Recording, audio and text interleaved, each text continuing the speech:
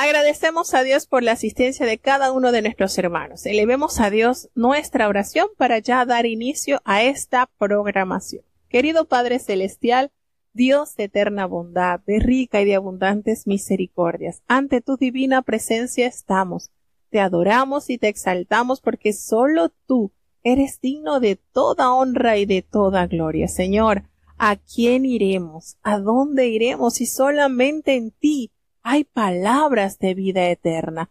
Perdona nuestros pecados, faltas y errores cometidos delante de ti, pues ante tu presencia no hay hombre que no peque. Pecamos en pensamientos, pecamos en palabras, pecamos en acciones. Considera nuestra humana fragilidad y ayúdanos cada día más a ser cambiados, transformados por ese poder glorioso que se encuentra en tu voluntad. Tu palabra nos transforma, Señor. Ayúdanos día a día a acercarnos cada día a ti. Padre bueno, te damos gracias por cada país que está con nosotros participando de esta programación.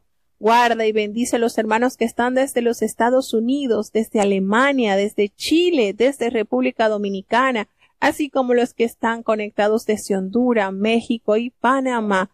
Que en ellos se pueda cumplir, Señor, esa preciosa promesa plasmada en tu palabra, porque como desciende de los cielos la lluvia y la nieve y no vuelve allá, sino que harta la tierra y la hace germinar y producir, y da simiente al que siembra y pan al que come. Así será tu palabra que sale de tu boca, no volverá a ti vacía, antes hará lo que tú quieras y será prosperada en aquellos a quienes la has enviado. Señor, que todo lo que se haya de leer en este día y explicar tenga tu divina aprobación, que sea tu Espíritu Santo edificando a tu pueblo, Señor, guiándonos cada día más por el camino de la santidad. Guarda y bendice cada oyente, Señor, te lo hemos suplicado en el nombre de Jesús, tu Hijo amado. Amén. Bueno, sin previo, vamos ya a iniciar nuestros cinturones ajustaditos porque el viaje de los 3 capítulos, capítulo 21, 22 y 23 del Evangelio de San Mateo. Escuchemos con atención. Libro de Mateo, capítulo 21.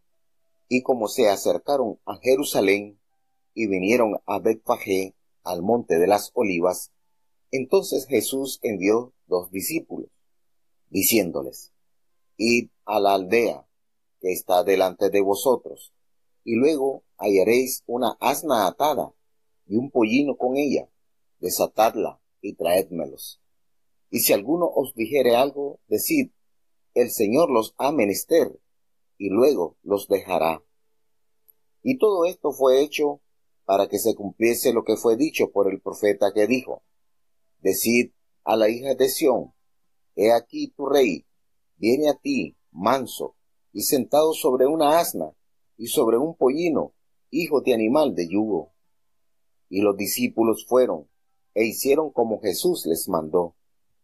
Y trajeron el asna y el pollino, y pusieron sobre ellos sus mantos, y se sentó sobre ellos. Y la compañía, que era muy numerosa, tendía sus mantos en el camino, y otros cortaban ramos de los árboles y los tendían por el camino.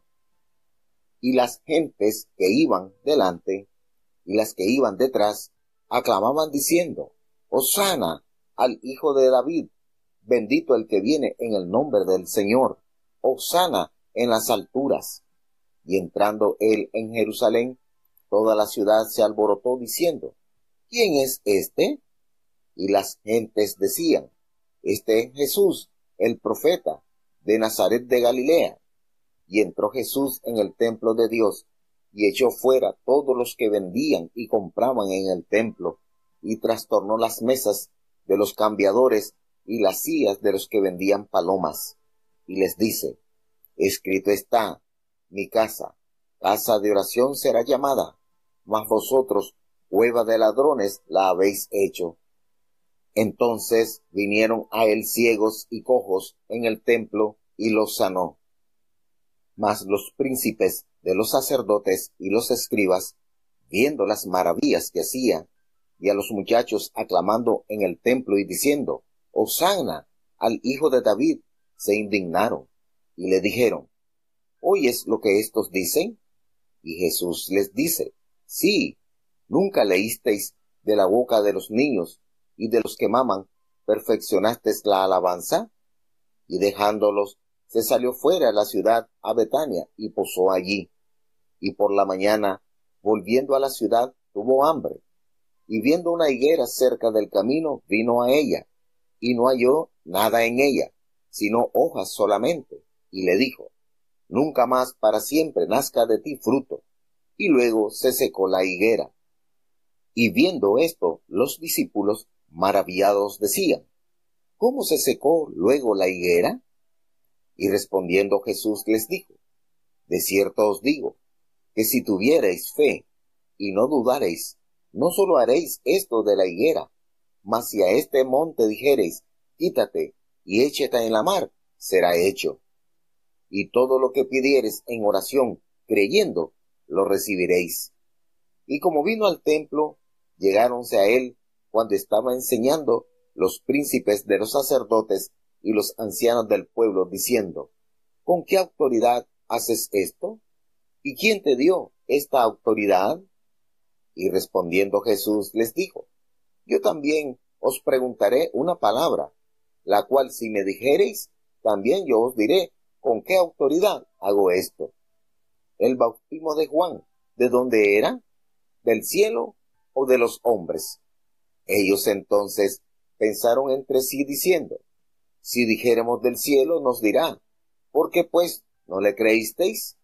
Y si dijéremos de los hombres, tememos al pueblo, porque todos tienen a Juan por profeta. Y respondiendo a Jesús dijeron, no sabemos. Y él también les dijo, ni yo os digo con qué autoridad hago esto. Mas, ¿qué os parece? Un hombre tenía 2 hijos, y llegando al primero le dijo, hijo, ve hoy a trabajar en mi viña. Y respondiendo él dijo, no quiero. Mas después, arrepentido, fue. Y llegando al otro le dijo de la misma manera. Y respondiendo él dijo, yo, Señor, voy, y no fue. ¿Cuál de los 2 hizo la voluntad de su padre? Dicen ellos, el primero. Díceles Jesús, de cierto os digo, que los publicanos y las rameras os van delante al reino de Dios. Porque vino a vosotros Juan en camino de justicia, y no le creísteis, y los publicanos y las rameras le creyeron, y vosotros, viendo esto, no os arrepentisteis después para creerle. Oíd otra parábola. Fue un hombre, padre de familia, el cual plantó una viña, y la cercó de vallado, y cavó en ella un lagar, y edificó una torre, y la dio a renta a labradores, y se partió lejos. Y cuando se acercó el tiempo de los frutos, envió sus siervos a los labradores, para que recibiesen sus frutos. Mas los labradores, tomando a los siervos, al uno hirieron, y al otro mataron, y al otro apedrearon. Envió de nuevo otros siervos, más que los primeros, e hicieron con ellos de la misma manera. Y a la postre les envió su hijo, diciendo, tendrán respeto a mi hijo. Mas los labradores, viendo al hijo, dijeron entre sí, este es el heredero, venid, matémosle, y tomemos su heredad. Y tomado, le echaron fuera de la viña, y le mataron. Pues cuando viniere el señor de la viña, ¿qué hará a aquellos labradores? Dícenle, a los malos destruirá miserablemente, y su viña dará a renta a otros labradores, que le paguen el fruto a sus tiempos. Díceles Jesús, ¿nunca leísteis en las Escrituras la piedra que desecharon los que edificaban? Esta fue hecha por cabeza de esquina. Por el Señor es hecho esto, y es cosa maravillosa en nuestros ojos. Por tanto os digo, que el reino de Dios será quitado de vosotros, y será dado a gente que haga los frutos de él. Y el que cayere sobre esta piedra será quebrantado, y sobre quien ella cayera le desmenuzará. Y oyendo los príncipes de los sacerdotes y los fariseos sus parábolas, entendieron que hablaba de ellos, y buscando cómo echarle mano, temieron al pueblo, porque le tenían por profeta. Bueno, tenemos el capítulo 21 del Evangelio de San Mateo. ¿Cuántas historias, cuántos acontecimientos, cuántas acciones de nuestro amado Dios, y cómo Mateo va plasmando de una manera especial los cumplimientos de las profecías en la vida, en la obra de Jesucristo. Sucede algo maravilloso acá, pues se acercan a Jerusalén. Ya el Señor había anunciado en reiteradas oportunidades a sus discípulos que le era necesario ir a Jerusalén y que allí Él iba a ser también tomado por los ancianos del pueblo, por los fariseos, por la élite religiosa de Israel, y que lo sería para cumplimiento de las profecías, así como sería condenado y también sería humillado, pero que a pesar de todo eso, lo que le harían y la muerte que le contraería, Él al tercer día resucitaría. Y todo esto ya los discípulos estaban en ambiente, ya el Señor los estaba preparando para que cuando esto sucediera, ellos entendieran que había sido previamente anunciado.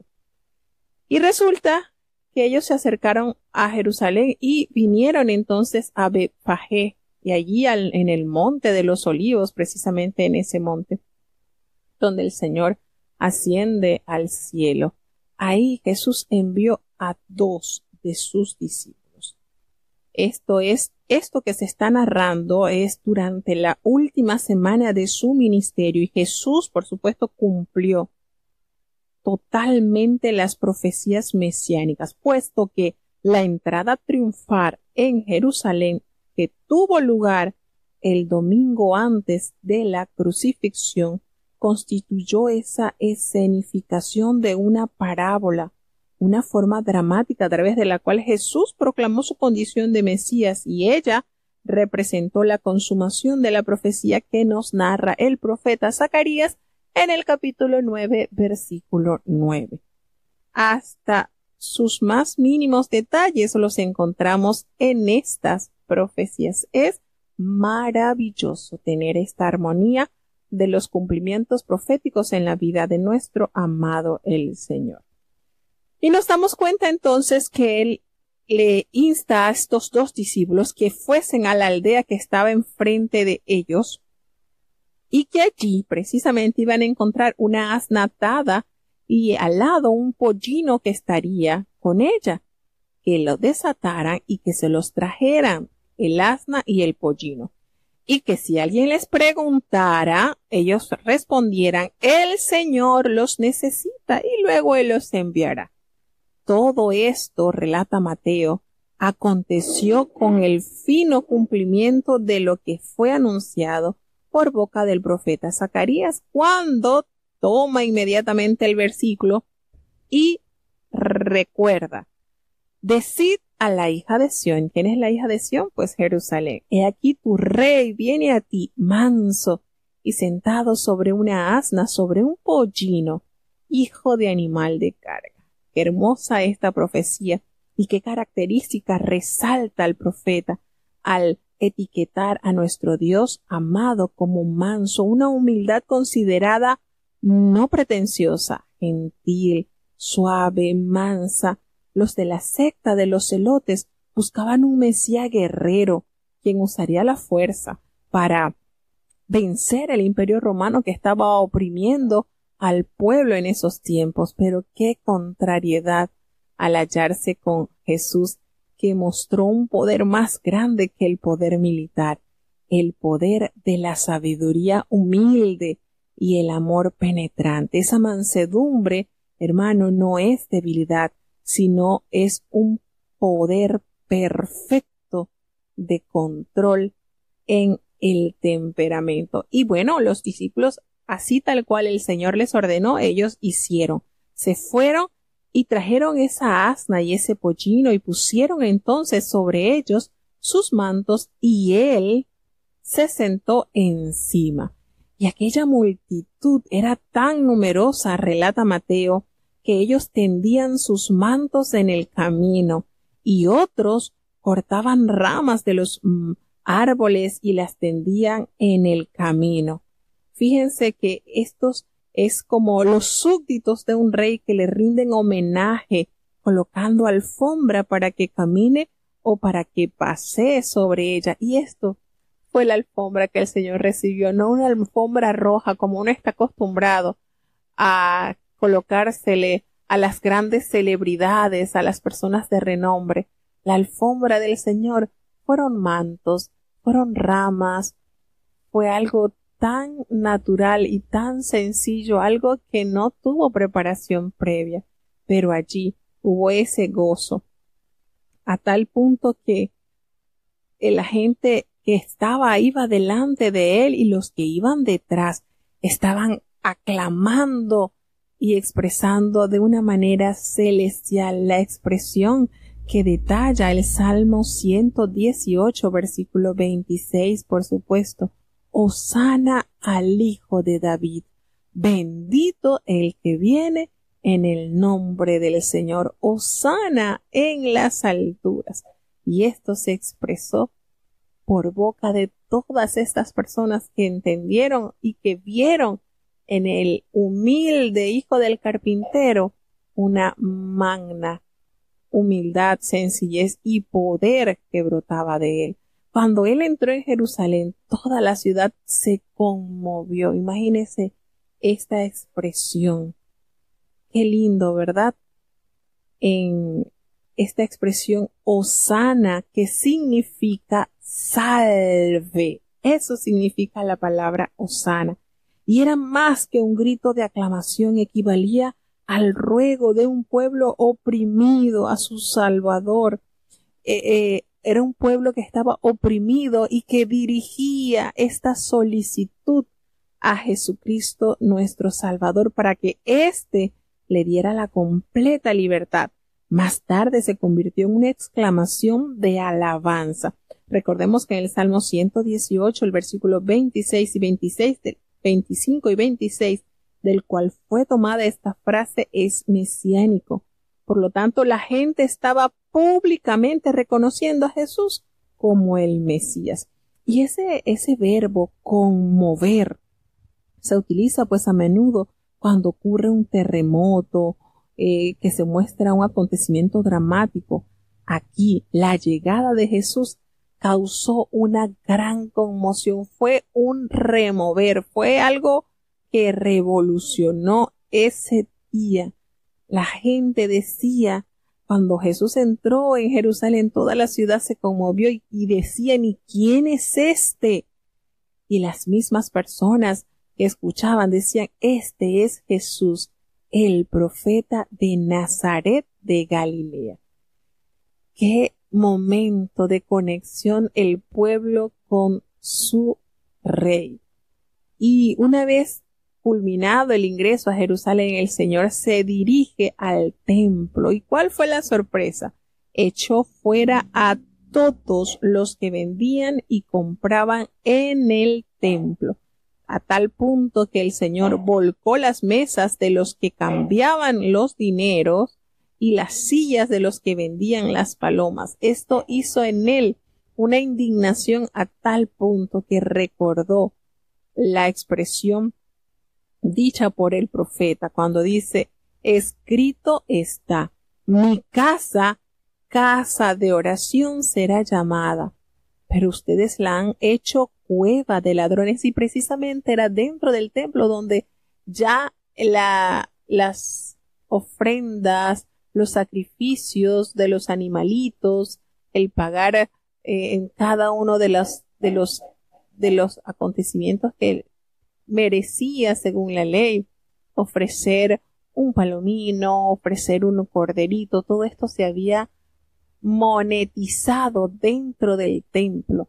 Había perdido totalmente la función para la cual el Señor lo había establecido. Y una vez que el Señor observa toda esta situación, erradica corrige de una manera frontal este pecado y les recuerda a los comerciantes y a las personas que estaban en el templo cuál era la verdadera función del templo. Casa de oración será llamada, pero ustedes han distorsionado esto y es una cueva de ladrones, pues se prestaba para la truhanería y para tanta corrupción que allí se ejercía. Entonces los cambistas y los otros mercaderes cometían fraude en sus transacciones y Jesús cumplió la profecía que decía Malaquías 3, 1 y 3 por medio de otras parábolas escenificada para demostrar su autoridad mesiánica con respecto al fraude y la comercialización del sistema ritual de sacrificios. Y esto parece ser la segunda limpieza del templo que se realizó por Jesús, pues en el Evangelio de San Juan, en el capítulo 2, también nos detalla esto como al inicio del ministerio de Jesucristo. Y esto fue breve, muy breve antes de la crucifixión. Entonces nos damos cuenta cómo el Señor, preocupado por la condición en la que estaba el templo, corrige este mal y pensamos que es la forma en que el Señor más enojado se puede contemplar al presenciar lo que estaba sucediendo dentro de la casa de su padre. Pero esto, por supuesto, generó gran enojo de los sacerdotes y de los escribas, viendo todas las maravillas que Jesús hacía y los muchachos que estaban aclamando en el templo precisamente, ya no solamente en la entrada triunfal, sino en el templo, y decían Hosana al Hijo de David. Esto causó en la élite religiosa gran indignación, a tal punto que abordaron a Jesús y le preguntaron, oye, lo que estos dicen. Y Jesús les dice, sí, por supuesto, ¿nunca leísteis? Y le saca a la memoria el Salmo 8, versículo 2, de la boca de los niños, de los chiquitos y de los que maman, el Señor perfecciona su alabanza. El Señor toma estos pequeñitos que están alabando. Allí hay pureza de labio y perfección de adoración. Y esto, por supuesto, echó mucha ira en el corazón de estos hombres. Y en respuesta a las críticas que estas poderosas exclamaciones de alabanza suscitaron, Jesús, por supuesto, trae a la memoria este salmo, el Salmo 8, y nos recuerda un gran secreto, hermanos. La alabanza perfeccionada producirá fortaleza. Ella es poderosa. Y en el momento mismo cuando los escribas y los sacerdotes rechazaban a Jesús, estos niños se muestran cautivados por la significación plena de su persona, y a captar aquella revelación sobre el Señor, uno prorrumpe en alabanza audible y poderosa. Cuán reconfortante debió haber sido esto para Jesús mientras iniciaba su marcha hacia la cruz. Y dejándolos entonces allí, se fue a la ciudad de Betania y allí se quedó. Y resulta que a la mañana siguiente, volviendo él a la ciudad, él se encontró que tenía hambre. Y allí vio una higuera. Jesús parece que de repente en lo que nos narra este versículo, que podemos decir que Jesús se alojó en la casa de Marta, María y Lázaro, que precisamente estaba allí en Betania, y él observa que hay una higuera cerca del camino y vino a ella, pero no halló en ella nada, solamente el follaje, las hojas solamente. Y el Señor, indignado por esto, le exclama, jamás nazca de ti fruto. ¿Y qué sucedió? Algo tremendo a los ojos de los discípulos. De inmediato la higuera se secó. Y en una higuera primero se forma el fruto y después aparecen las hojas. Tiene esa particularidad y es verdad. Recuerdo que mi mamá llegó a tener esta planta, riquísimo el fruto, por supuesto, y tiene esta particularidad. En la higuera se forma primero ese fruto y la higuera no tiene flores, la higuera inmediatamente sale el fruto y entonces aparecen las hojas. Así que uno espera encontrar suficientes frutas en un árbol lleno de hojas, porque el tiempo de tener fruta ya había llegado. Y resulta que esta higuera estaba totalmente desprovista de su fruto, y la higuera designa aquí al Israel de los tiempos de Jesús, cuyo sistema religioso y herencia prometían dar frutos satisfactorios. Así que el anatema se refería no solo a la higuera, sino a la nación de Israel, y es una parábola escenificada, es decir, es verdadera. El Señor se encontró realmente con este árbol, con esta planta, que mostraba exactamente el juicio que caería sobre la falsa decisión de Israel. La nación había hecho profesión de rectitud y manteniendo todas las formas extensas de la santidad, pero mientras decía creer en Dios, rechazaba al Hijo de Dios. Entonces nos damos cuenta la lección positiva que era necesario aprender sobre la higuera marchita, y es increíble el poder de la oración pronunciada con fe y convicción. ¿De acuerdo?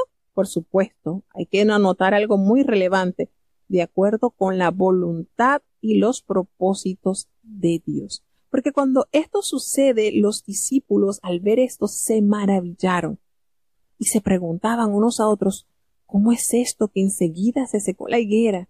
Y Jesús los aborda diciendo, si ustedes tuvieran fe, no dudaren, solo creyendo, no solamente van a hacer lo que yo hice con la higuera, sino aún van a decirle a este monte, quítate y échate en el mar, y así será hecho.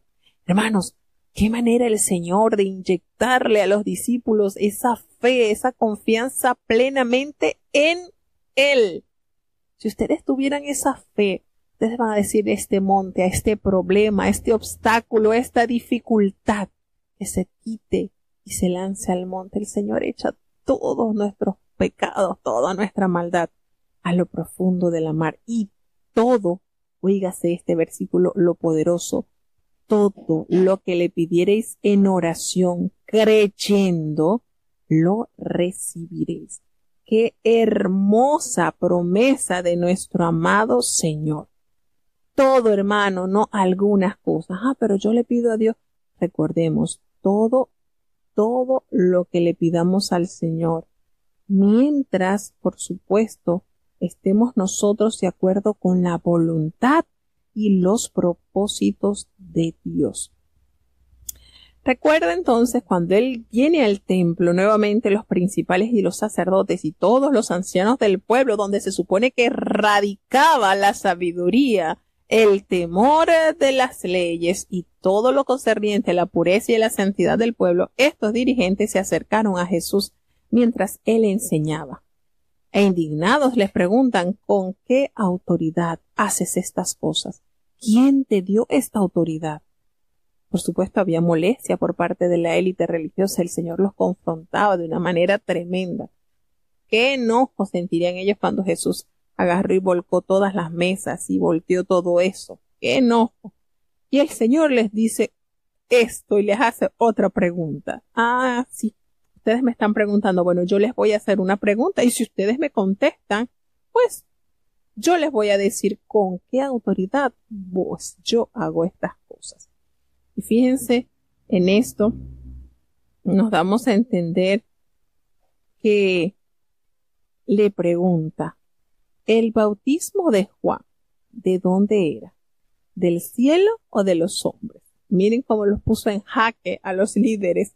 Y ellos discutían en su mente. Decían, si decimos que es del cielo, él nos va a preguntar por qué no lo creíste. Y si nosotros le respondemos que es de los hombres, pues el pueblo tiene a Juan por profeta y nos va a afectar estas dos respuestas. Fíjense, y ellos respondieron, se encontraron en jaque y le dijeron, no sabemos. Y ellos no entendían que los pensamientos el Señor los conoce. Y entonces el Señor le respondió, bueno, yo tampoco les voy a decir con qué autoridad hago estas cosas. Fíjense, este bautismo, ese es el bautismo, recordemos que es el resultado del acto más que en el acto mismo. El bautismo cristiano, recordemos que lo importante es la identificación de la persona bautizada con Cristo en muerte, sepultura y resurrección. Y la palabra describe la experiencia de un convertido desde su aceptación inicial de Cristo hasta su iniciación en la comunidad cristiana. Entonces, hermanos, esto que él está confrontando, le está queriendo decir a ellos que han acontecido muchos sucesos de relevancia y ellos no le han dado la legítima importancia. Y pero el Señor es amor, de verdad que sí, porque a pesar de que esta gente le estaba preguntando a Jesús sobre la fuente de su autoridad con que él actuaba, las autoridades religiosas esperaban sorprenderle con alguna blasfemia. Esta gente es tremenda. Y ellos contestando con una pregunta, Jesús los confronta a sus oponentes poniéndole en una disyuntiva, colocándola en un 3 y 2. Pero Dios es tan misericordioso que insta a que estas personas corrijan su error. Jesús le relata una parábola sobre el juicio y los pecadores arrepentidos de las faltas más viles entrarán en el cielo, pero los religiosos hipócritas no. Y él les dice, miren, ¿qué les parece? Había un hombre que tenía 2 hijos y ellos se acercaron a uno y le dijo, hijo, ve hoy a trabajar en mi viña. Y el hijo le dijo, no, yo no quiero. Pero después él se arrepintió y entendió el compromiso que tenía con su padre y fue. Y el padre se acerca al hijo menor y le dice, mira, anda para que vayas a trabajar en mi viña. Y él respondió afirmativamente y con qué gusto, sí, yo voy a ir. Pero no fue. Y el Señor les pregunta, ¿cuál de estos 2 hijos hizo la voluntad de su padre? Y ellos, por supuesto, respondieron el primero, porque Jesús les dice, miren, saben que los publicanos, esos que cobran, esos que son los lacayos del imperio, esos que son tan despreciados por la sociedad judía porque son servidores de aquellos que oprimen al pueblo, y las rameras, aquellas que tienen una vida totalmente alejada de Dios, estos van a ir delante de ustedes al reino de Dios. ¿Saben por qué? Porque vino a ustedes Juan en camino de justicia, mostrando el plan de salvación, y aquellos que se bautizaron aceptaron su condición de pecador, y ustedes no le creyeron, pero los publicanos y las rameras, ellos sí creyeron que viene un juicio, porque precisamente Juan anunciaba el juicio del Señor. Ellos le creyeron, se bautizaron, aceptaron su condición de pecador. Pero ustedes viendo todas estas señales, todo esto que está sucediendo, ustedes no se han arrepentido, ustedes no han creído. Fíjense cómo a pesar de tener tanta oposición con esta gente, el Señor les instaba por medio de parábolas para que ellos pudieran abrir el conocimiento y entender bajo qué condición ellos estaban. Y les vuelve, no solamente le da esta parábola, les anuncia otra parábola. Entonces, en esta segunda parábola, él pronuncia un juicio mucho más severo sobre Israel, que no solo ha maltratado a los profetas de Dios a través de los siglos, sino que estaban conspirando ahora para matar al Hijo de Dios. Entonces, la parábola comienza con la letra de la canción de la viña que se encuentra en Isaías capítulo 5, del versículo 1 al 7, y subraya el mismo mensaje: tu sentencia es merecida. Como la de la higuera, la de la viña es una metáfora, por supuesto, que habla del pueblo de Dios. Le dice, hubo un hombre, padre de familia, la cual plantó una viña y él la cercó, la cavó, edificó una torre y la alquiló a unos labradores y él se fue lejos. Pero resulta que al acercarse el tiempo donde debían cosecharse los frutos, él envía a sus labradores para que recibieran el fruto y se lo hicieran llegar a él. Pero estos labradores lo que hicieron fue golpear, matar, apedrear a estos hombres. Fíjense cómo el Señor les dibuja el nivel de maldad del pueblo de Israel. El Señor le enviaba profetas porque el Señor procuraba tener esos frutos de su pueblo. En oportunidades se los dijo: yo sembré en ustedes una viña y la cavé y le acerqué y le eché abono y esperaba recoger frutos de gran calidad, pero ustedes me han dado frutos silvestres. Y esto era pronunciado por los profetas, a pesar de la constancia de estos hombres que no les fue fácil cumplir con los ministerios. ¿Qué recibieron ellos? Muchos maltratos. Recordemos todo el sufrimiento que le vino al profeta Jeremías. Recordemos la muerte de Isaías, la terrible experiencia vivida por estos profetas que, obedientes a la voz de Dios, instaban al pueblo a que diera esos frutos dignos que el Señor esperaba. Sin embargo, Él seguía enviando los siervos, se le anuncia a Jesucristo en esta parábola, pero los primeros, ellos hicieron con ellos de la misma manera, los destruían, los oprimían, los humillaban, los dejaban de una manera terrible, hasta que el dueño de la viña, que es Jehová, el Padre eterno, decidió entonces enviar a su hijo, considerando que por ser su hijo se debía tener un absoluto respeto. Pero ¿qué sucedió? ¿Cuál fue la condición de estos labradores cuando vieron llegar al hijo? ¿Qué fue el pensamiento entre sí? Este es el heredero, así que vamos a matarlo para que así nos adueñemos de esta heredad. ¿Y qué hicieron? Lo echaron fuera de la viña y lo mataron. Y les asevera: cuando venga el Señor de la viña, ¿qué hará aquellos labradores? ¿Cuál es la pregunta tan terrible? ¿Cuál será el resultado? Y ellos responden: a los malos destruirá sin misericordia, y va a alquilar su viña a otros labradores que le paguen ese fruto a su tiempo. Y el Señor les confronta diciendo: ¿nunca leísteis en las Escrituras? La piedra que desecharon los edificadores ha venido a ser cabeza del ángulo. El Señor ha hecho esto, y es cosa maravillosa a nuestros ojos. Por supuesto, esto que nos detalla en este versículo el Señor está expresado en el mismo Salmo 118, como el Señor hace ver a estos hombres la condición en la que ellos se encuentran.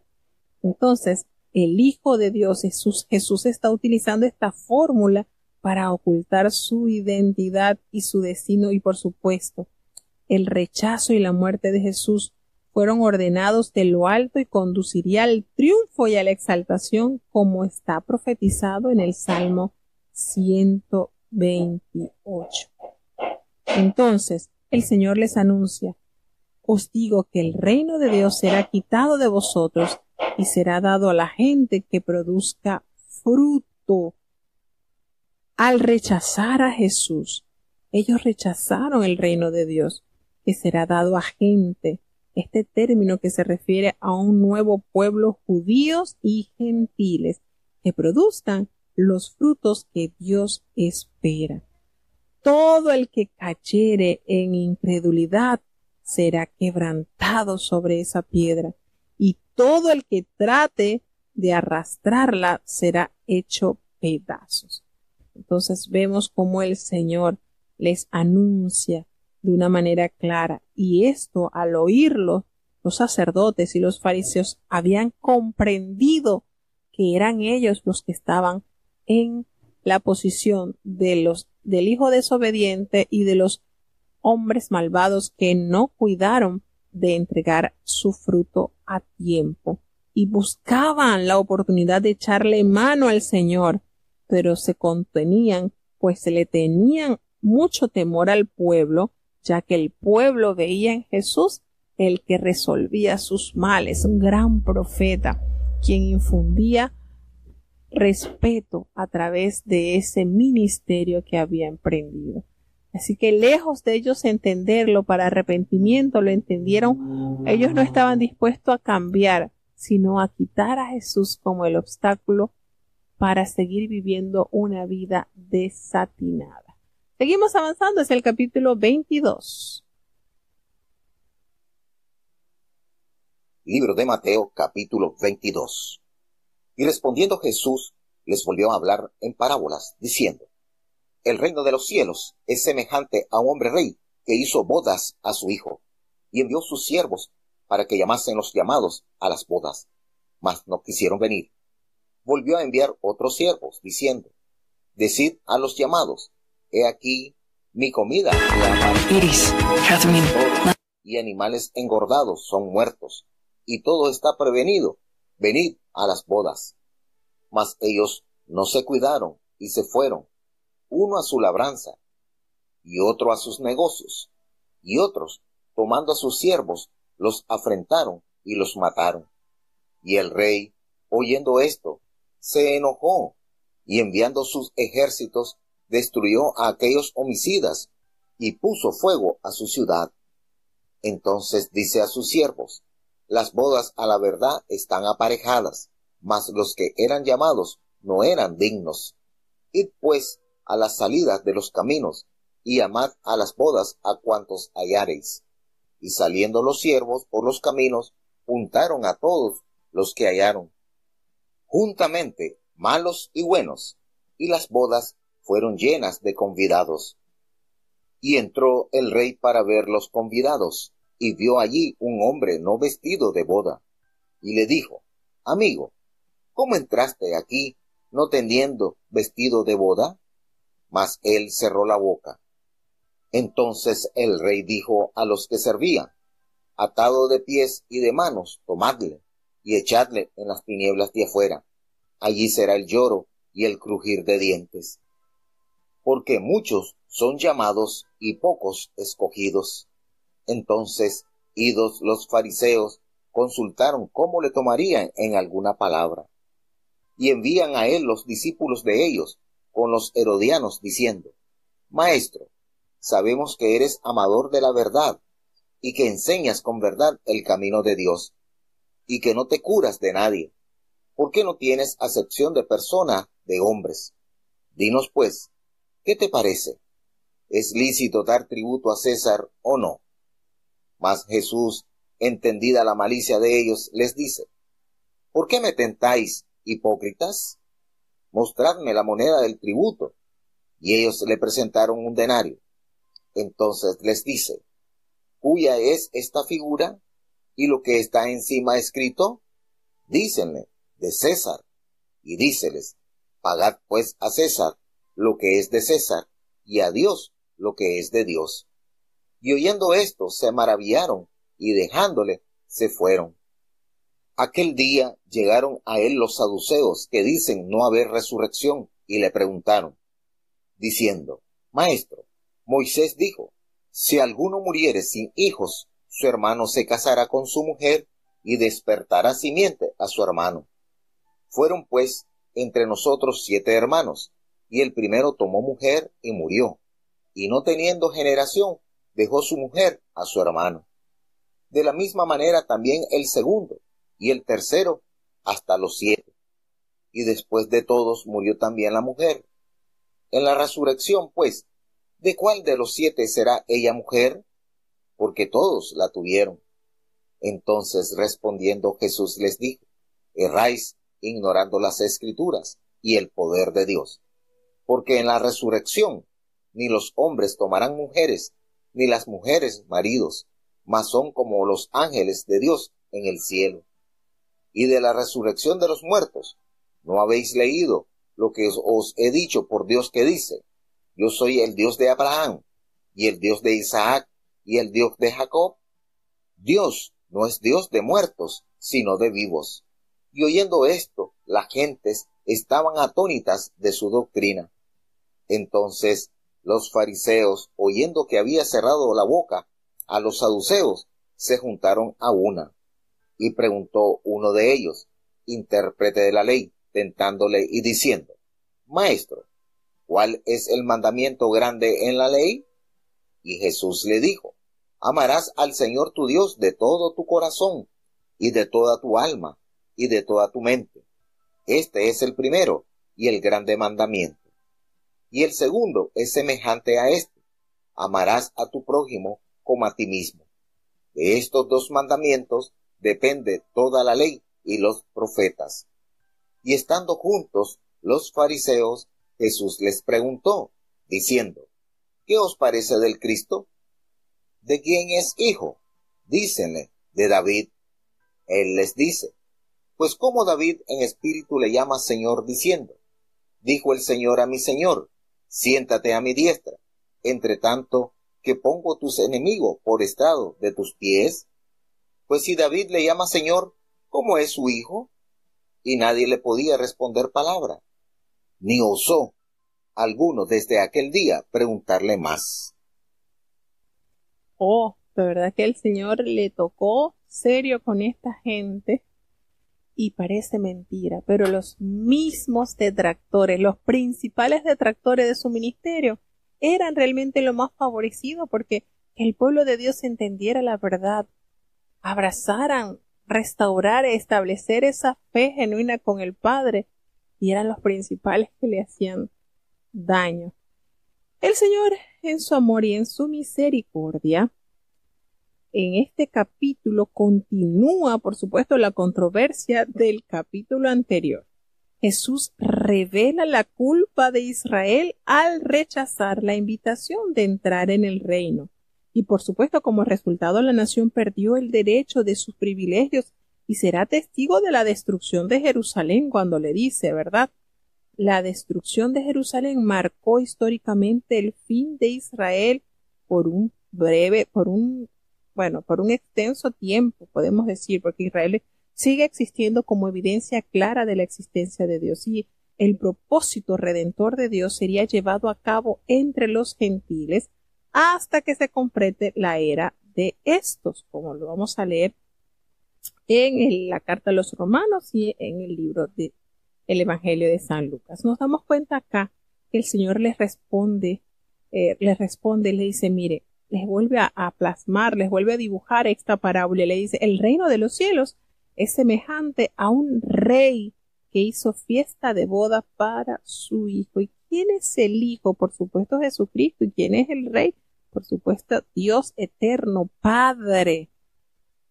Y él envió a sus siervos a llamar a los convidados a las bodas, pero estos no quisieron venir. ¿Y quiénes son los siervos que mandó para llamar a los convidados? Pues los profetas. Y entonces él volvió a enviar más siervos a buscar a los convidados y le dice, miren, ya todo está listo, preparado, ya están las comidas, los toros, los animales han engordado, ya está todo listo, dispuesto para que ellos vengan y participen de este gran acontecimiento.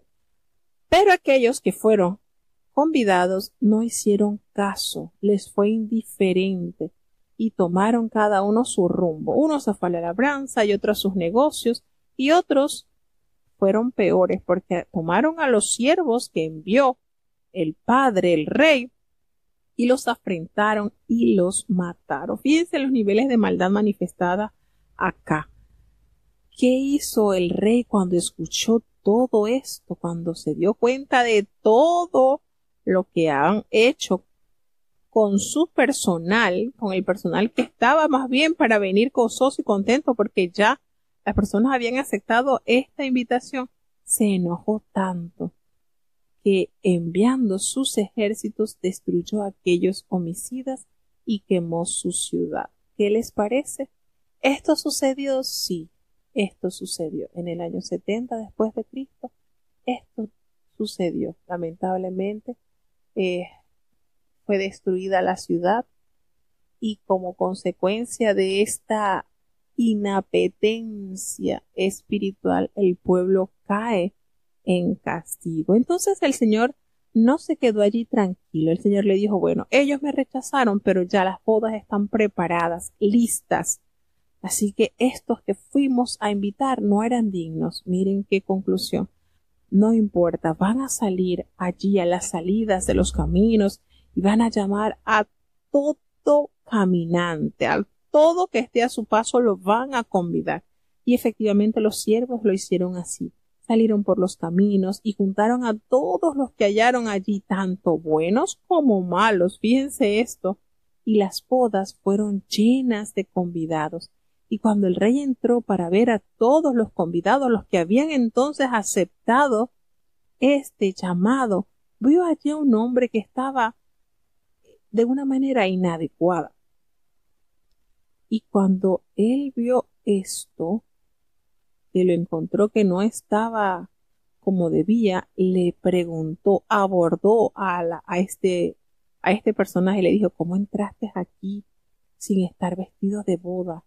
Pero él, que estaba de una manera inadecuada, no respondió palabra. Entonces el rey le dijo a todos los que servían, sácame a este hombre, átenlo de pies y manos y échenlo fuera en las tinieblas.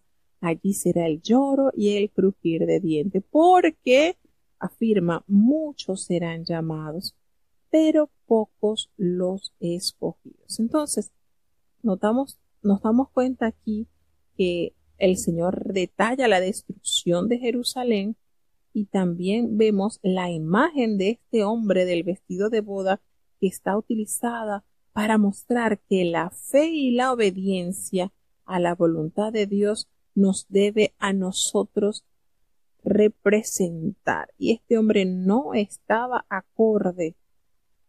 ¿Y qué sucede? Bueno, la imagen de ese vestido de boda es utilizada pues para mostrar eso. Y Dios, la voluntad de Dios son tan importantes para los miembros de la nueva comunidad cristiana que han respondido a la invitación para participar en esa festividad. Los escogidos han cumplido todos los requisitos. Entonces nos damos cuenta cómo a través de esta parábola el Señor ilustra y profetiza la catástrofe que también vendría en los siguientes años a la nación de Israel. Estas constantes parábolas que les daba el Señor para darles a conocer a ellos el estatus terrible en que estaban, hacía enojar muchísimo, a tal punto, hermanos, que es preocupante, pero los fariseos y los saduceos no se llevaban bien, y los herodianos tampoco, pero el sentimiento que los unió a ellos fue destruir a Jesús. Y miren cómo es el mal de terrible, que se unieron, se confabulaban, dejaron afuera sus diferencias religiosas, su creencia, con el único propósito de reunir fuerzas, pensamientos e idear planes para destruir al Señor. Entonces se fueron los fariseos y consultaron allí cómo vamos a sorprenderlo en alguna palabra que lo podamos tomar desprevenido. Y enviaron a los discípulos de ellos a los herodianos. Fíjense. Ellos le decían, maestro, fíjense, le decían maestro cuando ellos eran pura hipocresía lo que pronunciaba, era de la boca para afuera. Sabemos que eres amante de la verdad. ¡Cuánta falsedad! Esto se le llama lisonjero. Eran totalmente lisonjeros, mentirosos, y que enseñas con verdad el camino de Dios, y que no te cuidas de nadie, porque tú no miras la apariencia de los hombres. Dinos, ¿qué te parece? ¿Es lícito dar tributo a César o no? Y me encantó la respuesta del Señor, porque de verdad que el Señor era frontal. Pero Jesús, que conocía tanto su corazón y sus pensamientos, sabiendo la malicia que en ellos estaba desbordándose, les dijo, ¿por qué me tentáis? Hipócritas. De verdad que el Señor, como dicen por ahí popularmente, no andaba con mucho adorno. Recordemos que la popularidad de Jesús hacía enojar a las autoridades religiosas, que siempre procuraban tenderle una trampa y desacreditarlo ante la gente a fin de justificar la muerte que ya estaban planificando. Los herodianos eran un partido político judío que favorecía la continuación de la dinastía de Herodes.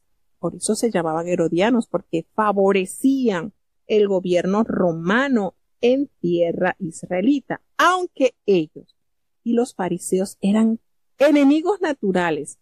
Los dos facciones se unieron en oposición común para destruir a Jesús. Ellos entendieron que une y vencerás, y estaban así. Si Jesús contestaba sí, es lícito dar tributo a César, y Jesús decía sí, perdía el favor del pueblo, por supuesto. Miren la cascarita de mango que le colocó esta gente. Ellos, por supuesto, esa respuesta desfavorecía a Jesús ante el pueblo porque el pueblo odiaba la dominación de Roma. Y si Jesús contestaba no, sus enemigos lo acusarían de traidor ante las autoridades romanas. Entonces, qué manera de sabiduría manifestada por el Hijo de Dios. Y el Señor le dice, ustedes me tientan hipócritas, mírenselos así de frente. Y les dice, muéstrenme una moneda del tributo, porque era precisamente, ella era el tributo lo que ellos estaban preguntando. Y ellos le presentaron allí un denario. Y Jesús le dijo, ¿de quién es esta imagen y la inscripción? Y ellos respondieron, pues es de César. Y qué sabiduría. El Señor le dice, pues dad a César lo que es de César y a Dios lo que es de Dios. Es decir, cumplir con el deber hacia el otro, dar lo que es debido, devolver lo que se debe dar.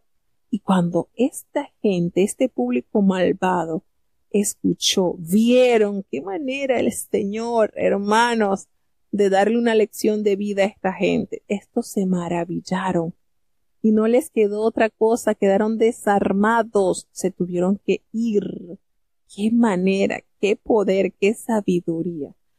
Pero es que venía uno y salía uno y entraba otro. Y resulta que se le allegan aquel día los saduceos. Y los saduceos, aquí se manifiesta estas características. Para ellos no hay resurrección. O sea, los saduceos jamás creerían en Jesús porque Jesús resucitó. Y tampoco creían en ángeles. Tampoco ellos confiaban en la existencia de los celestiales, los ángeles. Y ellos se le acercan y le dicen, mira maestro, Moisés dijo esto, que si alguna mujer muriere sin hijos, su hermano se iba a casar con la mujer y éste le iba a levantar descendencia a su hermano. Por supuesto, eso está en la ley, en el Deuteronomio 25:5, claro que sí. Pero fíjense la falsedad de ellos. Ellos no creen en la resurrección, pero le están dibujando a Jesús la resurrección. Allí podemos notar la maldad y la malicia de ellos.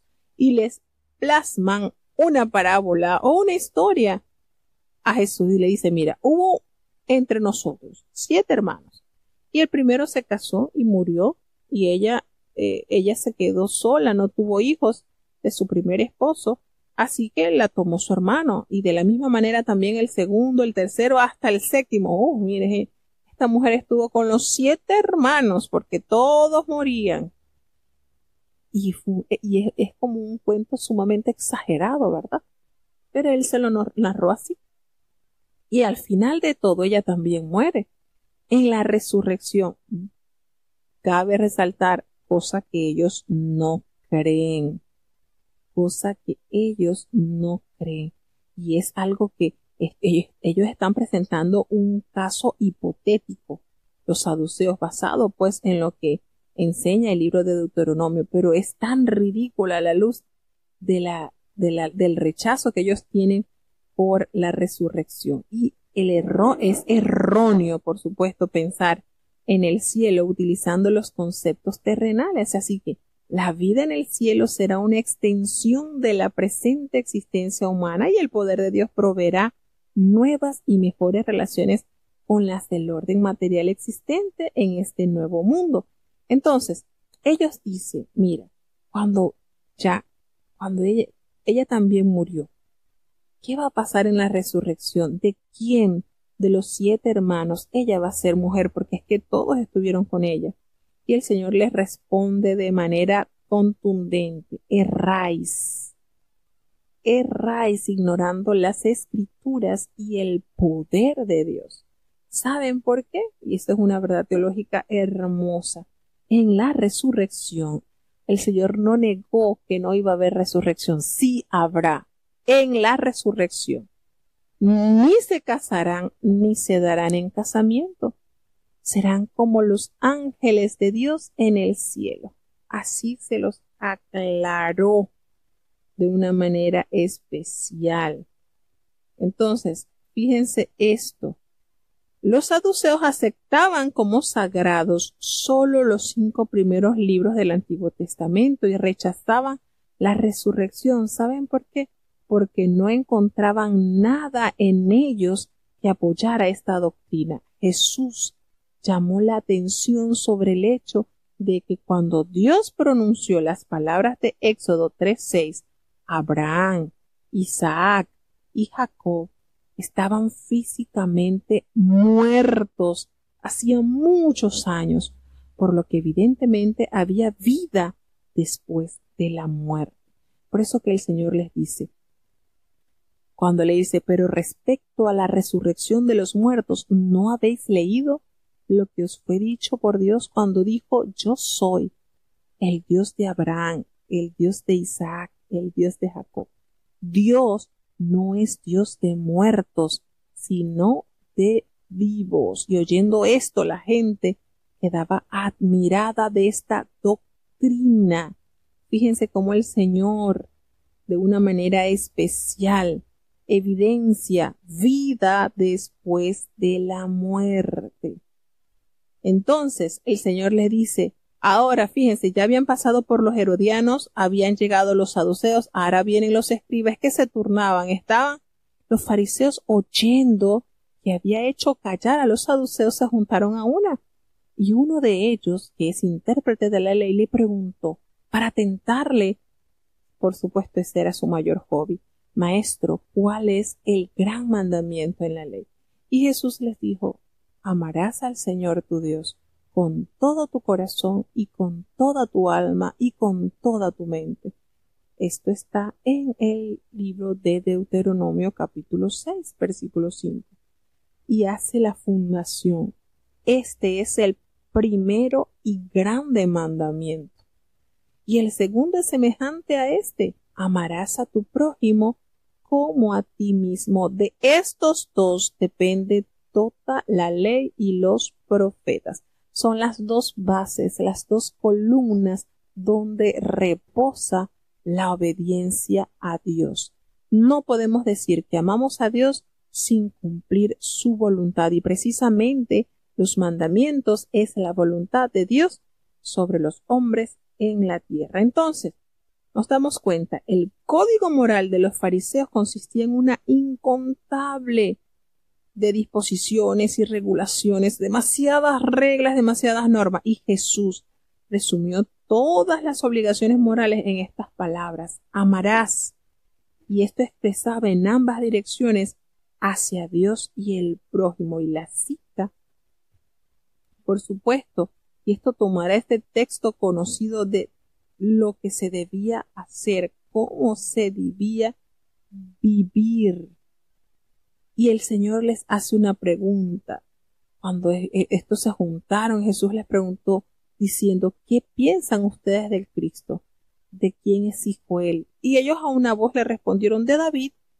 Y él le dice, si es así, ¿cómo David le llama en el Espíritu al Señor diciendo? Y le cita este salmo.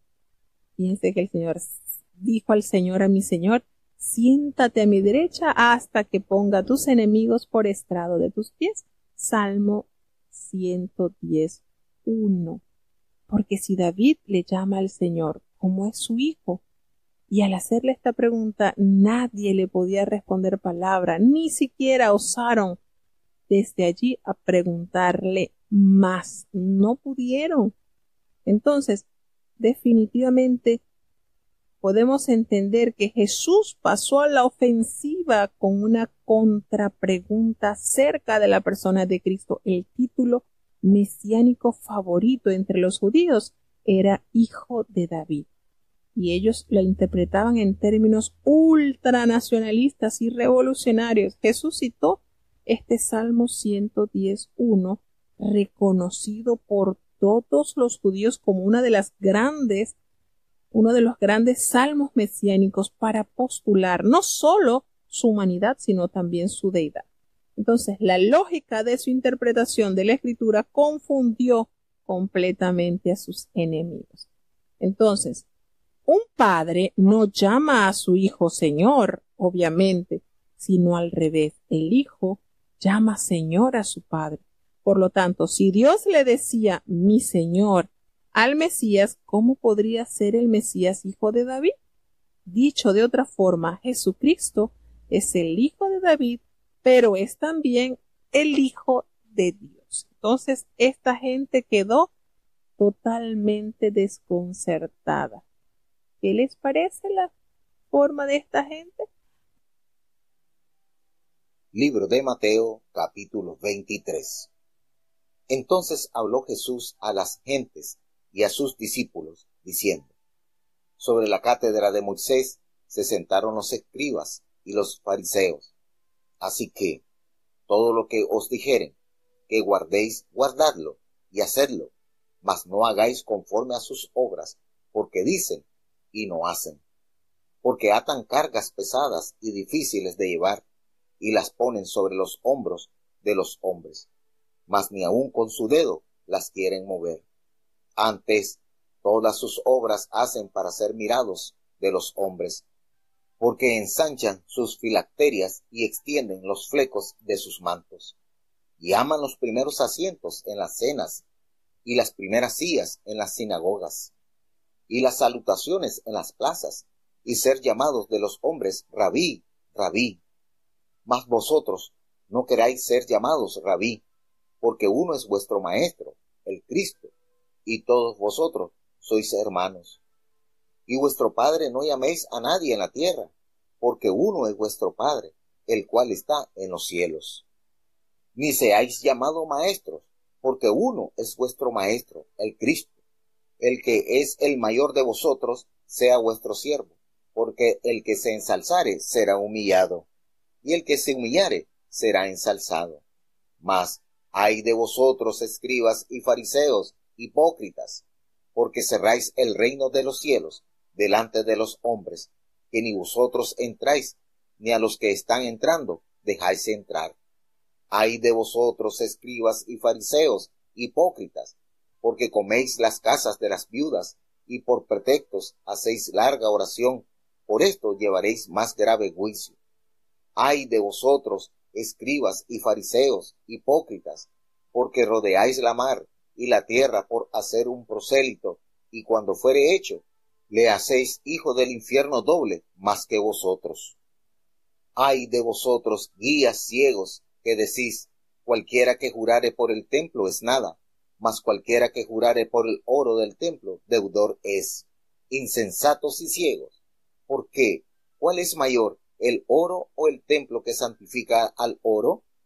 Y cualquiera que jurare por el altar es nada, mas cualquiera que jurare por el presente que está sobre él, deudor es. Necios y ciegos, ¿por qué? ¿Cuál es mayor, el presente o el altar que santifica el presente?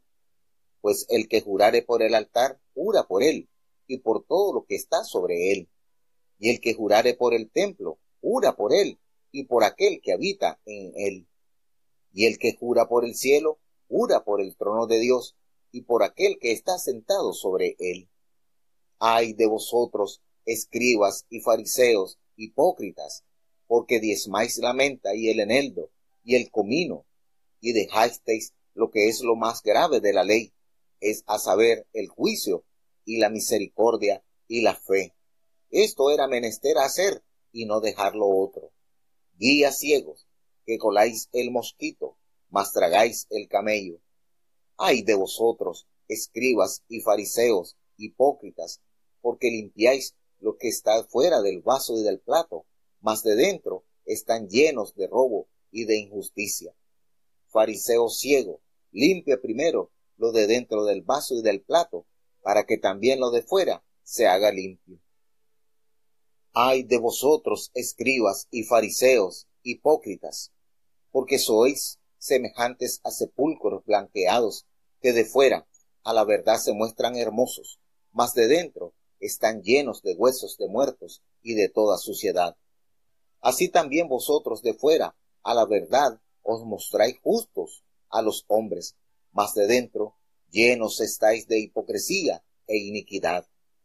Ay de vosotros, escribas y fariseos, hipócritas, porque edificáis los sepulcros de los profetas y adornáis los monumentos de los justos, y decís, si fuéramos en los días de nuestros padres, no hubiéramos sido sus compañeros en la sangre de los profetas.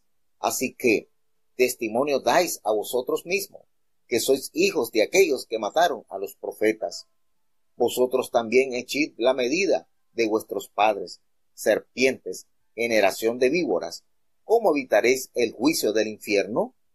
Por tanto, he aquí, yo envío a vosotros profetas y sabios y escribas, y de ellos a unos mataréis y crucificaréis, y a otros de ellos azotaréis en vuestras sinagogas, y perseguiréis de ciudad en ciudad, para que venga sobre vosotros toda la sangre justa que se ha derramado sobre la tierra, desde la sangre de Abel el justo hasta la sangre de Zacarías, hijo de Barequías, el cual matasteis entre el templo y el altar. De cierto os digo, que todo esto vendrá sobre esta generación. Jerusalén, Jerusalén, que matas a los profetas y apedreas a los que son enviados a ti. ¿Cuántas veces quise juntar tus hijos, como la gallina junta sus pollos debajo de las alas, y no quisiste? He aquí, vuestra casa os es dejada desierta. Porque os digo que desde ahora no me veréis, hasta que digáis, bendito el que viene en el nombre del Señor. Bueno, un capítulo completito. El Señor, qué manera de amar a su pueblo. Y decimos esto porque cuando Dios nos corrige, nos hace esa radiografía y nos muestra en qué estamos fallando, es precisamente porque desea ver en nosotros cambios. Ese diagnóstico que el Señor nos está dando es para que nosotros podamos corregir. Porque si no, yo no sé si ustedes se han dado cuenta, pero Jesucristo no invirtió tiempo en los saduceos. Y eran igualitos, judíos, pero estaban tan errados en su doctrina, pero tan errados. Y el Señor no invirtió tiempo en ellos. En los herodianos, que estaban inclinados totalmente a apoyar al imperio romano que estaba subyugando a los judíos, pues tampoco invirtió mucho. Pero qué manera el Señor de darle en la llaga, como diríamos, echarle alcohol en la llaga a los fariseos para que curaran estas heridas. Ay de los escribas y de los fariseos. Precisamente el Señor Jesús refuta vigorosamente a los fariseos después de haber puesto a sus seguidores en jaque, prácticamente en guarda contra ellos. Y el Señor condena la autosuficiencia hipócrita, llena de manifestaciones externas, pero estaban tan vacíos del contenido espiritual. Jesús habló a la gente y a sus discípulos diciendo, esto fue expuesto no a puerta cerrada, esto fue allí, delante de la gente y delante de sus fariseos. Y hay algo que el Señor resalta, fíjense, en el segundo versículo el Señor dice, en la cátedra de Moisés se sientan los escribas y los fariseos. Fíjense esto. Los fariseos eran reconocidos como esos maestros de la ley de Moisés, aunque fallaban a la hora de observar sus propios preceptos. Muchas de sus enseñanzas eran profundas, pero Jesús examinó aquellos aspectos en los cuales su hipocresía anulaba totalmente la validez de sus formas, de su doctrina. Fíjense esto. Cuando Jesucristo le dice al pueblo y le dice a sus discípulos, miren, en la cátedra de Moisés se sientan, están bien ubicados, con esto le está diciendo Jesucristo, ellos están bien ubicados. Y no solamente aquí les resalta la ubicación, teológica la ubicación de estos hombres. Y le resalta aún más cuando el Señor le dice, así que, como esta gente sabe dónde debe estar, todo, fíjense cómo el Señor le dice, así que todo lo que les digan que guarden, guárdenlo. No les dijo al pueblo, no tienen que guardar nada porque yo abolí toda la ley. Porque precisamente Jesucristo le está diciendo en la cátedra de Moisés, en la ley. El Señor le hubiese dicho aquí, no tienen que guardar nada porque yo pagué todo. Así que están exonerados. La ley ya queda abolida porque yo cumplí la ley. Y ya. No. El Señor Jesús le dice, así que todo, oiga bien, todo lo que digan que guardéis, guardadlo y hacedlo. Pero saben, aquí abre paréntesis, no hagan conforme a las obras de ellos, porque ellos dicen, ellos están enseñando bien, están interpretando perfectamente la ley, pero no la hacen. Y esto es de meditar, hermanos, caer en este plano.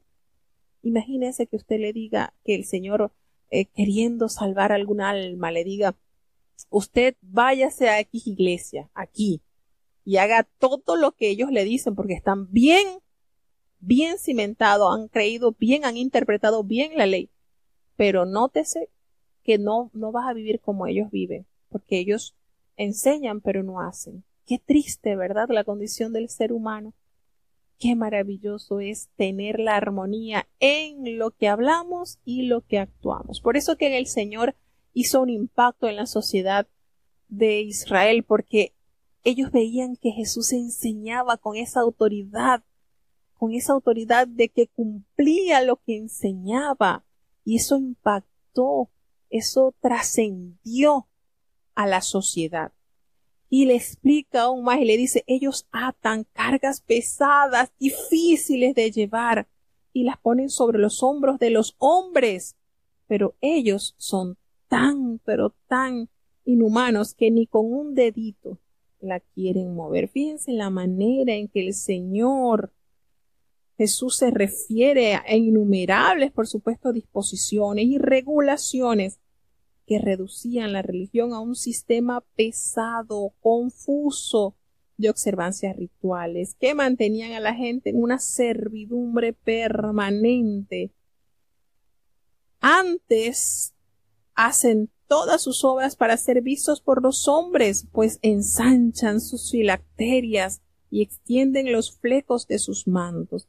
Los fariseos exhibían su piedad en público para recibir alabanza, y las filacterias eran pequeñas bolsas de cuero que contenían ciertos textos de la Escritura, que los judíos llevaban en sus brazos o sobre sus frentes.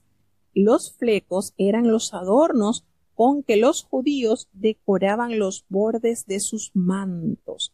Esto nosotros lo podemos encontrar cómo era esta vestimenta o estas características en el libro de Números y Deuteronomio, en Número 15:38 y Deuteronomio 22:12, porque el Señor les mandó que copiaran las leyes para que pudieran recordarla constantemente. Entonces, Jesús advierte contra la orgullosa búsqueda de esta alabanza pública, como sucede cuando se aspira a posiciones prominentes y a títulos que confieren una cierta superioridad. Y a veces los títulos se usan como emblemas de respetabilidad o para indicar determinados deberes o cargos de responsabilidad. Pero es la actitud que inspira la búsqueda de tales reconocimientos la que Jesús condena. Como creyentes todos somos iguales y debemos reverenciar a Cristo como nuestro sumo sacerdote. Entonces notamos acá cómo el Señor les pronuncia esto, claro, ellos aman los primeros asientos en las cenas y las primeras sillas en las sinagogas y esas salutaciones allí en la plaza y que los hombres le reconozcan como maestro. Pero ustedes no busquen eso, que los llamen maestro, porque hay uno que es vuestro maestro y ese es nuestro Cristo, Él. Y todos nosotros somos iguales, somos hermanos. Y a nadie debemos de llamar Padre en la tierra, dice Jesús, porque hay uno que es nuestro Padre y precisamente lo pronunciamos en la oración perfecta. Padre nuestro, no seáis llamados maestros, porque uno solo es vuestro maestro. Lo repite nuevamente en el versículo 10, es el Cristo. Entonces Jesús lanza una serie de 8 demoledores denuncias al imputar a los fariseos determinados actos de hipocresía. Cuando comienza, esos hermanos, implica que la cosa viene seria. Entonces, no solo rechazaban ellos la verdad, sino que levantaban barreras con sus legalismos ante aquello que la estaban buscando. Mientras que ellos pensaban que estaban profesando rectitud, eran injustos en su conducta, eran celosos misioneros del mal, eran mentirosos habituales, violaban su propio código moral a través de su elaborado y absurdo sistema de juramentos obligatorios y no obligatorios. Y empieza el Señor y les va detallando cada una de las cosas malas que hacían.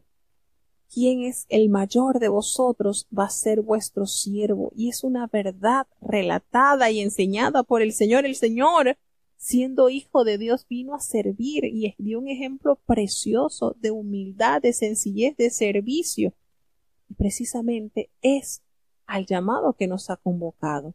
El que se ensalza será humillado y el que se humilla, ese será enaltecido. ¡Qué hermosa! La humillación es la clave, es la llave que mueve la misericordia de Dios. Y empieza el Señor, ¡ay de vosotros, escribas y fariseos, que son hipócritas! Ustedes cierran el reino de los cielos delante de los hombres. Ustedes ni entran, ni dejan que otros entren. ¡Qué terrible la condición! Ustedes no se santifican y no permiten que otros se santifiquen, porque para llegar al cielo hay que vivir en santidad. ¡Ay de vosotros, escribas y fariseos hipócritas, pues devoran las casas de las viudas y como un pretexto hacen esas largas oraciones! Ustedes van a recibir mayor condenación, porque es precisamente las viudas, los huérfanos deben ser asistidos, provisto y no devorarle lo que ellos tienen. ¡Ay de vosotros, escribas y fariseos hipócritas! Y fíjense, cuando el Señor les hace la alusión a esto, que devoráis las casas de las viudas, ellos permitían que muchos hijos de estas mujeres, lejos de ayudarle, dedicaran ese dinero con que podían ayudar a sus padres para el templo. Y el Señor censura duramente esto. Y le dice, ustedes que son hipócritas, porque son muy bien para ser discípulos, van al mar, atraviesan mar, tierra para ser un seguidor. Pero usted, una vez que lo adquiere, le hacen 2 veces más hijo del infierno que ustedes. Fíjense esto, resalta el esfuerzo superhumano que tenían ellos para sediar, para buscar un discípulo. Pero una vez que lo conquistaban, lo hacían doblemente pecador. ¡Ay de vosotros que son guías de ciego! Porque ustedes empiezan a decir que si ustedes juran por el templo no hay problema, pero que si alguno jura por el oro del templo es deudor. Y les dice, ustedes son insensatos y ciegos. Y le hace la pregunta, ¿quién es mayor, el oro o el templo que santifica el oro? Por supuesto el templo. Esto está como el dicho popular que dice, métete con el santo pero no con la limosna. ¿Quién es más, el santo o la limosna? Y fíjense cómo el Señor contrapone esto. Ustedes le dan más realce a lo que no tiene verdadero realce de valor. Y Jesucristo los censura y le dicen, ustedes son insensatos. Ustedes también dicen que si alguno jura por el altar no hay problema, pero que si alguno jura por la ofrenda que está sobre el altar, ese sí es deudor, dándole a ellos total relevancia e importancia a lo material y no al lugar santificado, al lugar que realmente debe tener valor para los hijos de Dios, como es el templo, como es el altar. Y les dice, ustedes son necios. ¿Cuál es mayor, la ofrenda o el altar que santifica la ofrenda? Quiere decir que el Señor nos hace con esto una gran revelación. Todo lo que está en el templo llega a ese ambiente de santidad porque el Señor es el dueño del templo, así como lo que está en el altar. Es ofrenda santa porque Dios le da esa proyección. Y dice, el que jura por el templo, dice, el que jura por el altar, jura por él. Dice el Señor, ¿quién es mayor, la ofrenda o el altar que santifica la ofrenda? Pues el que jura por el altar, jura por él y por el todo lo que está sobre él. Fíjense, y el que jura por el templo, jura por él y por el que lo habita. ¿Quién habita en el templo? ¿A quién se supone que es el que mora? Jesucristo, nuestro amado Salvador, nos confirma que la presencia de Dios está en el lugar santo. Y el que jura por el cielo, jura por el trono de Dios y aquel que está sentado en él. Fíjense, ay de vosotros escribas y fariseos, porque ustedes diezman la menta, el eneldo, el comino, y dejáis de hacer lo que es más importante de la ley, que hay que ser justos, hay que tener misericordia y esa fe.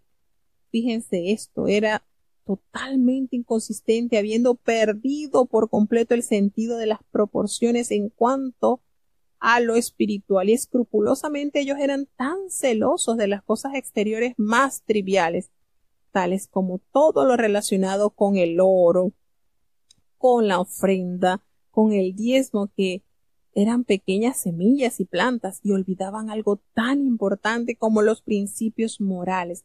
Nótese cómo Jesucristo dice, esto era necesario hacer, y adquiere una significación al afirmar Jesús que lo moralmente correcto es que sus discípulos practiquen el diezmo, por supuesto, no como una obligación legal, sino como un acto de gratitud consciente a la voluntad y a la ordenanza de Dios. Entonces el Señor aquí les dice, es necesario que ustedes traigan sus diezmos porque el diezmo tiene una relevancia importante en el buen funcionamiento del templo. Claro que sí, pero no pueden dejar de tener esa justicia, esa misericordia, ese amor, esa fe en la cual debe estar envuelta sus vidas. Ay, dice, ustedes son ciegos, y lo censura en el versículo 24, ustedes son ciegos, guías de ciegos, ustedes coláis el mosquito y tragáis el camello. Fíjense qué manera Jesús utiliza una hipérbole para ilustrar la ceguera espiritual que permite a los fariseos fijarse en cuestiones menores mientras pasaban por alto cosas de enorme importancia. Coláis. Recordemos que los coladores se usaban para remover materias extrañas y evitar las impurezas que pueden contaminar a quienes las consuman inadvertidamente. Coláis eso pequeñito, pero te comes el camello. ¿Qué les parece? Qué manera el Señor de corregir. ¿Cuántas veces el Señor los llamó hipócritas? Limpiáis los de afuera del vaso y del plato, pero por dentro estás lleno de robo y de justicia. Qué manera el Señor prestaba atención a cosas relacionadas con la purificación ceremonial, mientras ignoraban el mandato divino de santidad interior. Ay de vosotros, escribas y fariseos. El Señor le dice, limpia primero lo de adentro del vaso y del plato, para que también lo de afuera sea limpio. Tu limpieza, tu santidad sea interior, sea de manera de adentro hacia afuera. Ay, no puede ser como el Señor, con cuánto amor, corrigiendo a este personal que tenía la gran tarea de enseñar, instruir la ley de Jehová, pero ¿cuál era la manera más eficiente de poderla mostrar? A través de sus vidas. Ay de vosotros, escribas y fariseos hipócritas, porque ustedes son iguales a los sepulcros blanqueados. Por fuera se ven tan lindos, muy hermosos, pero por dentro están llenos de huesos de muertos y de toda clase de inmundicia. ¿Qué manera el Señor, Dios, cómo les está diciendo que deben convertir su corazón a Dios? La pureza es algo que nace en el corazón y se extiende a modo que pueda palparse. Así también ustedes se ven tan lindos por fuera y se muestran como justos, pero ustedes están llenos de toda hipocresía e iniquidad. Escribas y fariseos hipócritas, ustedes se levantan a edificar los sepulcros de aquellos profetas que fueron asesinados y los adornan los monumentos de los justos, y ustedes dicen a voz en cuello: si nosotros hubiésemos vivido en los días de nuestros padres que hicieron estas atrocidades, esto jamás hubiese pasado. Y le dice el Señor: ustedes son cómplices en la sangre de los profetas. Así que ustedes dan testimonio contra ustedes mismos que son hijos precisamente de aquellos que mataron a los profetas. Qué manera el Señor de llevar esta gente que parecían extremadamente rectos, pero en su interior eran moralmente corrompidos, al llamarlos sepulcros blanqueados. El lenguaje era fuerte, por supuesto, y todavía en la Palestina de hoy se blanquean las tumbas y sirve para identificarlas y no tropezar con ellas accidentalmente e incurrir así con una profanación ritual. Fíjense la manera en que el Señor les llama. Ellos se engañaban a ellos mismos y ellos reclamaban falsamente una rectitud ante sus antecesores, aunque levantaban monumentos a los profetas que sus padres habían asesinado. Ellos mismos conspiraban para matar al Hijo de Dios. Por eso sufrirían mayor condena. Entonces Jesús pronuncia una severa advertencia sobre el juicio que pendía sobre la nación. La profecía de Jesús se cumplió con la destrucción de Jerusalén. Recordemos, en el año 70 después de Cristo, toda la sangre de los justos derramada, desde la primera víctima que fue Abel, como lo encontramos en Génesis 4:8, hasta la última, Zacarías, que será reclamada por Israel. Y esto, por supuesto, han rechazado al rey, así que el Señor los abandona a su propia suerte. Nos damos cuenta que Jesús ofrece una nota de esperanza al referirse a su glorioso retorno, cuando será reconocido como el Rey. Qué manera el Señor de corregir a su pueblo. Y le dice: Jerusalén, Jerusalén, que matas a los profetas. Fíjense cómo lo conjuga en tiempo presente. No le dice que mataste a los profetas, no, que matas a los profetas y apedreas a los que te son enviados.